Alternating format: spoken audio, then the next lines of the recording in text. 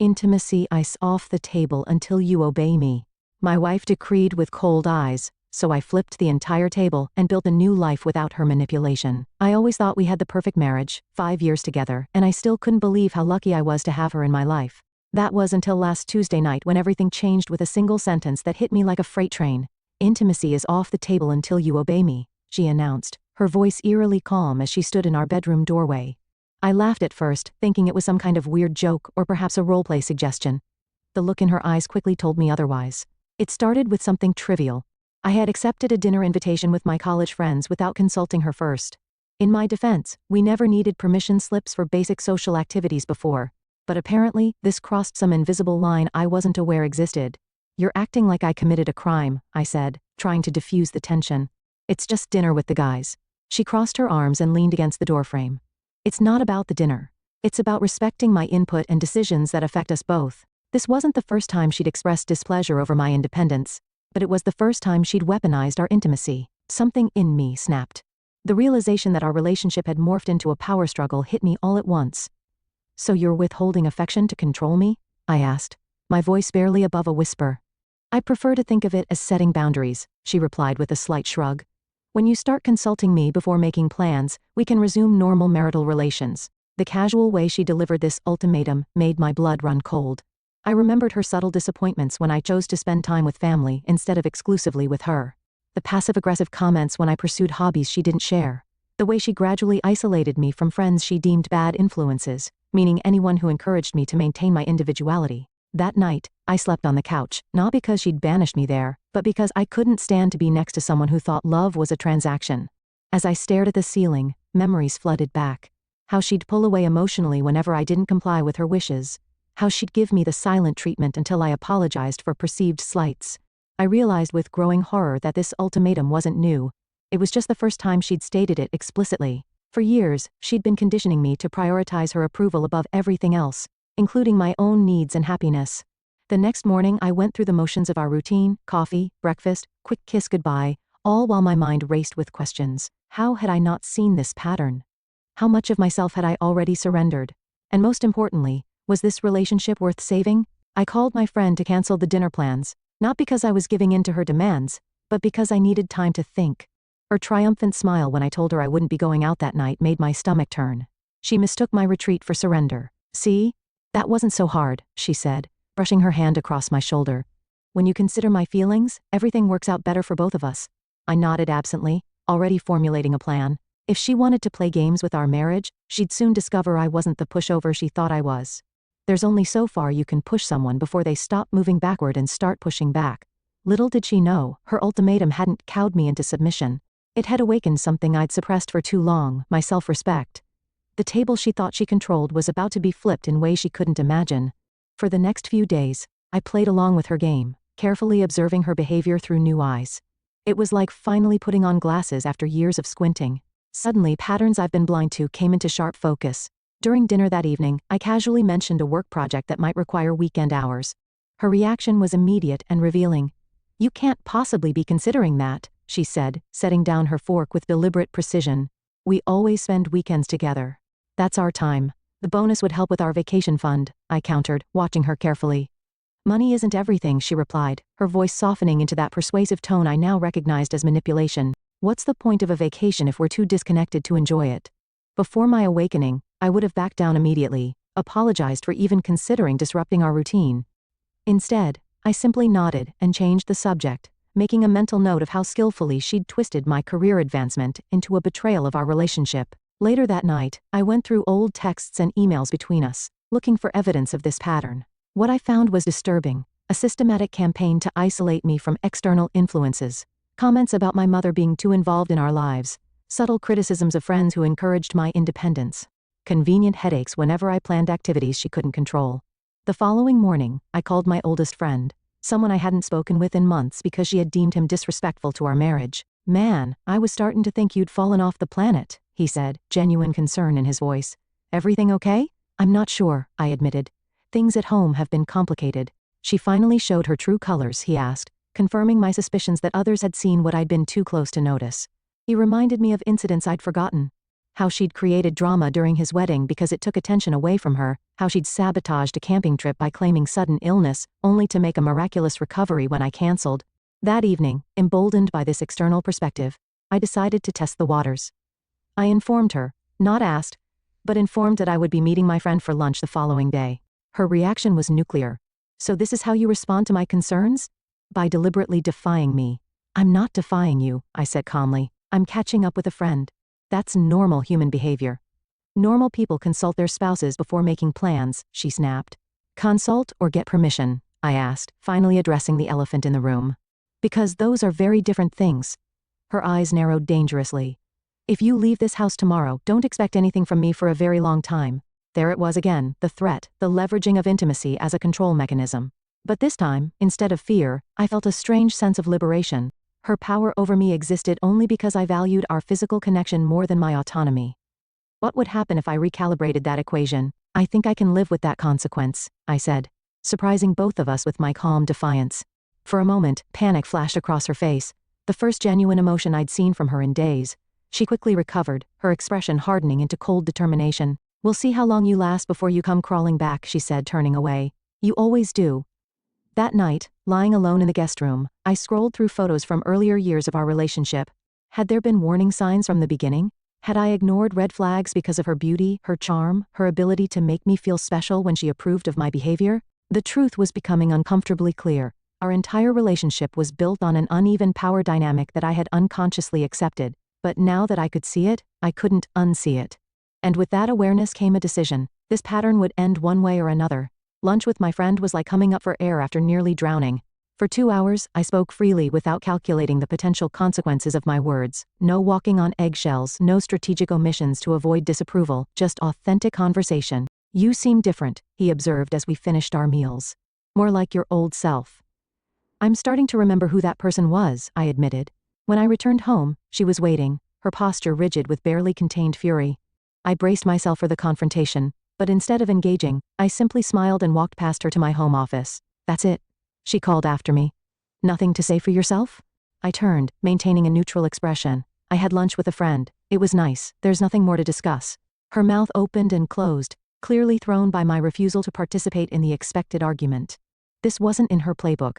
She needed me to either apologize or fight back. Either would confirm her control over my emotional state. Over the next week, I implemented what I privately called my silent resistance strategy. Instead of openly challenging her authority, I simply began reclaiming small pieces of my independence without fanfare or explanation. I signed up for a photography class I'd always been interested in.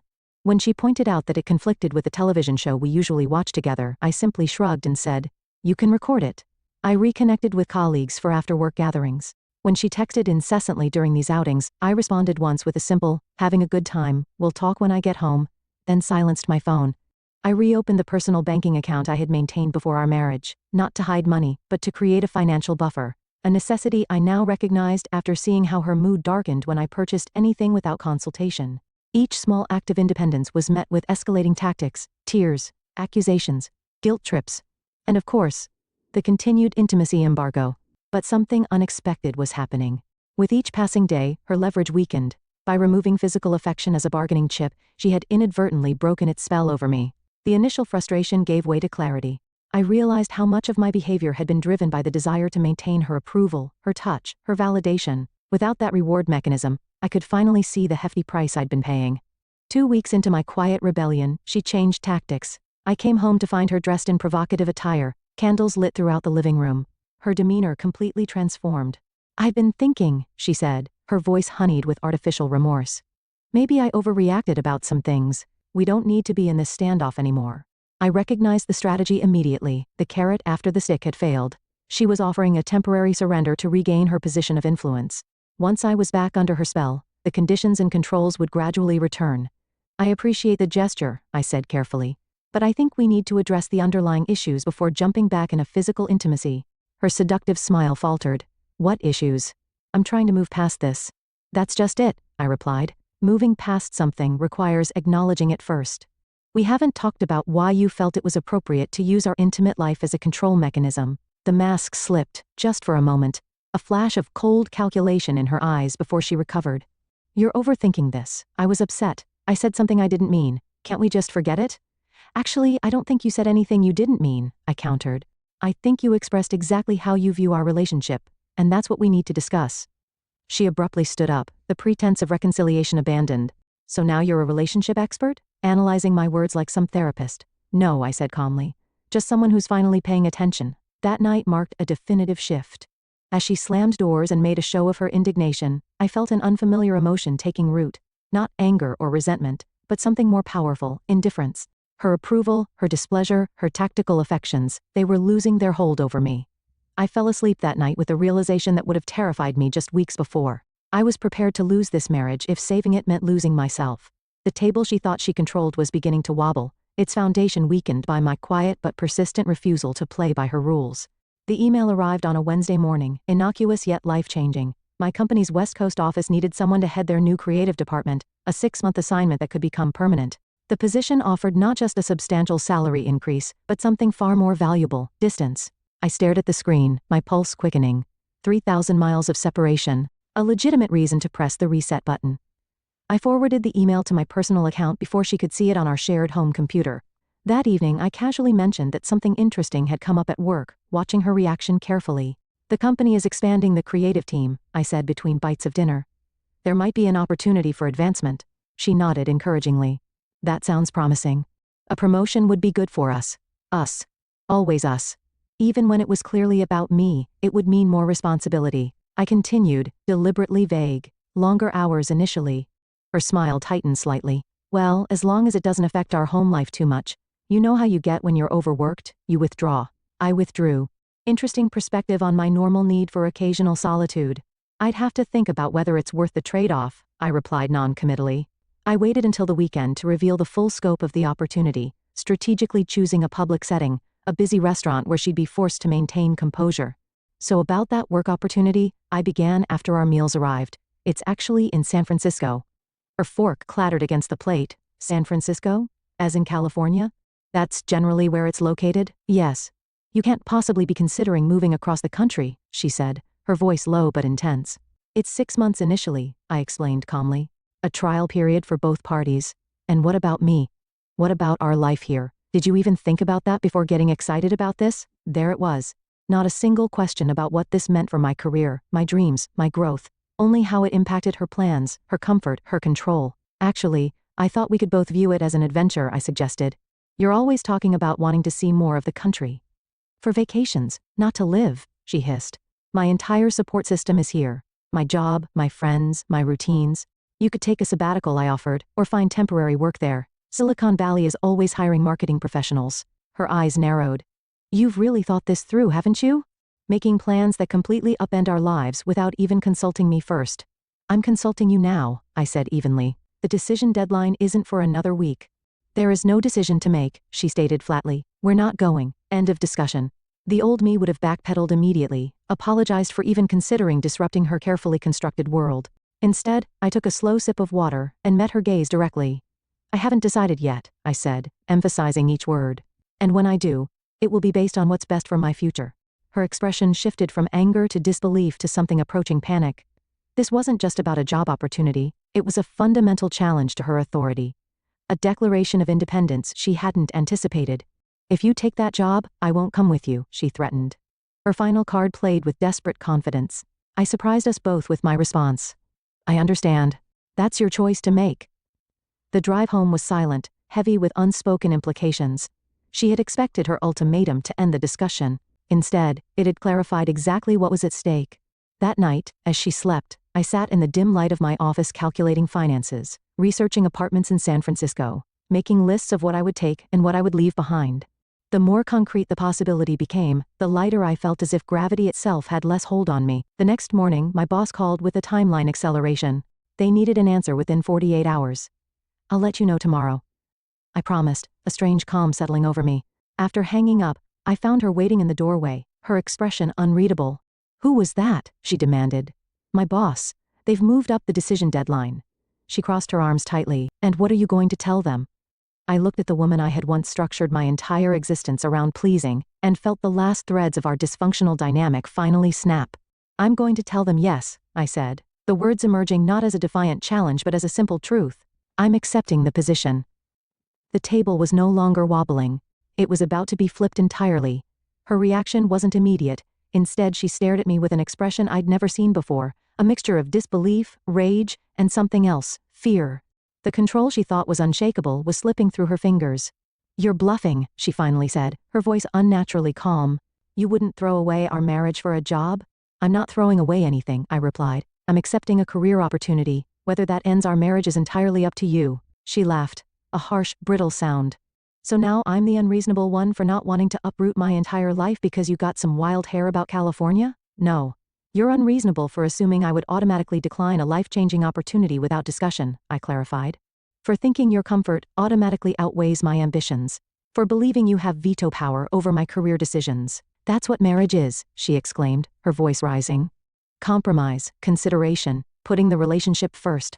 "Compromise goes both ways," I countered. "And when was the last time you compromised on anything that mattered? When did you put my needs ahead of your preferences?" She recoiled as if I'd physically struck her. "I've sacrificed everything for this relationship. Name one thing," I challenged. "One significant sacrifice you've made that wasn't ultimately about maintaining your preferred status quo." Her silence was more revealing than any answer could have been. She paced the living room, recalibrating her approach. "Let's calm down," she said finally, her tone shifting to conciliatory. "We're both saying things we don't mean. Let's take a step back and discuss this rationally tomorrow." It was her standard tactic: delay, diffuse, then redirect once emotions had settled. But I was done playing tactical relationship chess. "There's nothing more to discuss," I said firmly. "I've made my decision. I'm moving to San Francisco next month. You're welcome to join me or not. That's your decision to make. If you do this," she said, her voice dropping to a dangerous whisper, "there will be no coming back from it. You understand that, right?" I nodded. "I understand completely. And you're still choosing this job over me? Over everything we've built?" That characterization that I was choosing a job over her crystallized exactly what was wrong with our entire relationship. In her mind, any choice that didn't prioritize her was a betrayal. "I'm choosing myself," I clarified, probably for the first time since we met. Something snapped in her then. She grabbed the nearest object, a crystal vase, a wedding gift, and hurled it against the wall. "You selfish bastard!" she screamed. "After everything I've done for you," I remained still, refusing to engage with the chaos she was creating. This too was familiar, manufacturing a crisis to distract from the core issue, to recast herself as the victim. "I've managed your life," she continued, tears streaming now. "I've shaped you into something better than you were. Without me, you'd still be that directionless, spineless boy I found." In those few sentences, she revealed more truth than in years of carefully crafted manipulations. She hadn't wanted a partner. She'd wanted a project, a possession, a validation of her own importance. "Thank you for your honesty," I said quietly. "That clarifies a lot." My calm reaction only fueled her fury. She stormed to the dining room and flipped our actual table, sending plates and glasses crashing to the floor. "There!" she screamed. "Is that what you wanted?" Tables flipped, everything destroyed. I looked at the overturned furniture, the shattered porcelain, the physical manifestation of her crumbling control, and felt a strange sense of peace. "Sometimes things need to break before they can be rebuilt properly," I said. I walked past her to our bedroom, and began packing a suitcase. She followed, alternating between threats and pleas, promises and accusations.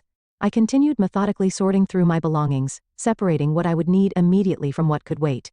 "Where are you going?" she demanded as I zipped the suitcase closed. "Hotel for tonight," I answered. "I'll make arrangements for the rest of my things later. You walk out that door and I'll change the locks," she threatened, blocking my path. "That would make it easier to justify breaking the lease," I noted practically. "But it's your call." As I moved toward the door, her final desperate tactic emerged. She collapsed to her knees, sobbing, grasping at my clothes. "Please," she begged, her voice breaking. "I'll do anything. We can work through this. I'll go to therapy. I'll be better." For a moment I hesitated, old patterns of responsibility tugging at me. Then I gently disengaged her hands.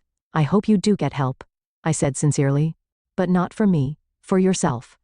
I walked out the door with nothing but a suitcase, and the unbearable lightness of freedom. 6 months passed in a blur of new experiences. San Francisco embraced me with its fog-kissed mornings and vibrant energy, so different from the stifling familiarity I'd left behind. My apartment, small but with a view of the bay that still took my breath away, became the first space that was truly mine in years. The divorce proceedings were surprisingly straightforward once she realized I wouldn't be manipulated into returning. She took most of the furniture. I took my freedom. Fair exchange. My new position challenged me in ways I'd forgotten were possible. Ideas flowed freely without the constant internal editor questioning whether they would meet with approval at home. Colleagues became friends who knew me only as I was now. Confident, engaged, unburdened by the invisible chains I'd carried for so long. One unusually warm evening, I sat on my small balcony, watching the sunset paint the sky in shades of amber and rose. My phone buzzed with a text from my mother. "Proud of you, son. You sound happy again." Happy, such a simple word for the complex transformation I'd undergone. It wasn't just happiness, it was authenticity, sovereignty over my own existence, the quiet dignity of making choices without calculating their emotional cost. The doorbell rang, interrupting my reflections. A delivery, the final box of belongings she'd agreed to send after initially threatening to destroy everything I'd left behind. I placed it unopened in the corner, not yet ready to confront those remnants of my former life. Later that night, curiosity finally won out. I cut through the packing tape and began sorting through the contents. Books, winter clothes, the watch my grandfather had left me. At the bottom, wrapped in tissue paper, lay a framed photo of us on our wedding day. I studied our faces, searching for signs of what was to come. She looked triumphant rather than joyful, I realized now, and my own smile held a trace of uncertainty, as if some part of me already sensed the bargain I was making. I set the photo aside and reached for the final item in the box, a letter in her handwriting. Against my better judgment, I opened it. "I still don't understand why you threw everything away," it began. No greeting, no pleasantries, just an accusation masquerading as confusion. "We could have had the perfect life if you just appreciated what I was trying to create for us. Maybe someday you'll realize what you lost and come to your senses. I might even forgive you when that day comes." I folded the letter carefully and returned it to its envelope. Even now, she couldn't see that what I'd thrown away was a beautiful cage, that her vision of perfection required my diminishment. Her forgiveness was yet another attempt at control, dangled like bait to lure me back into orbit around her son.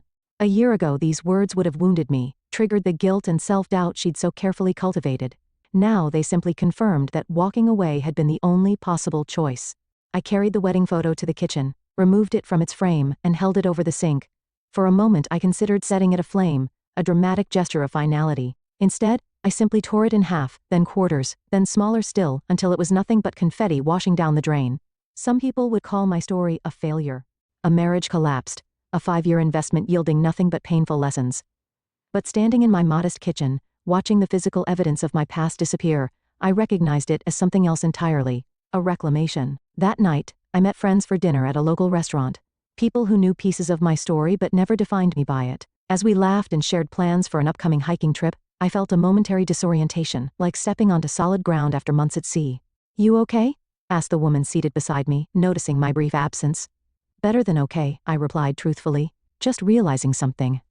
What I'd realized was simple yet profound. Intimacy. Real intimacy wasn't a bargaining chip to be placed on or removed from tables. It wasn't something to be earned through obedience or withheld as punishment. True intimacy grew from mutual respect, from the freedom to be fully yourself and still be valued. My ex-wife had declared intimacy off the table until I obeyed her. In response, I hadn't just flipped that table.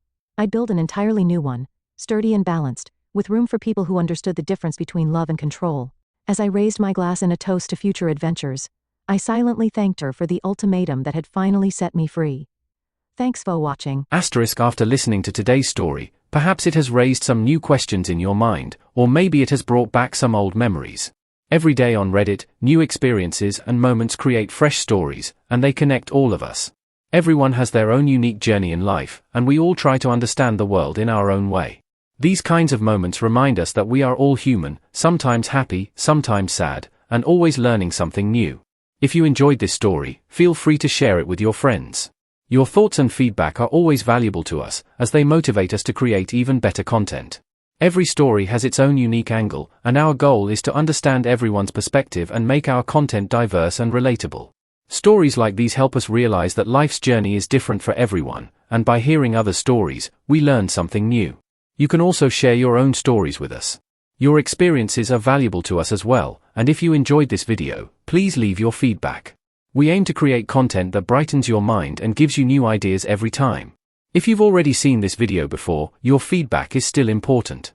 With every piece of feedback, we can improve our content and bring a new perspective to our viewers. Today, what we saw was just a small part of the many stories shared on Reddit and across the world. It's a reminder of how we all try to understand life by sharing our experiences with each other. This video was only an example of how we try to connect with others through storytelling, learning about different sides of life. We hope to continue sharing such stories that help us all learn and grow together. Thank you for your time, and don't forget to keep an eye out for more stories coming soon. If you haven't already, please like and follow for more amazing content. Your support keeps us going, and we will strive to bring you more thought-provoking and heartwarming stories. Until next time, take care and stay curious. Asterisk.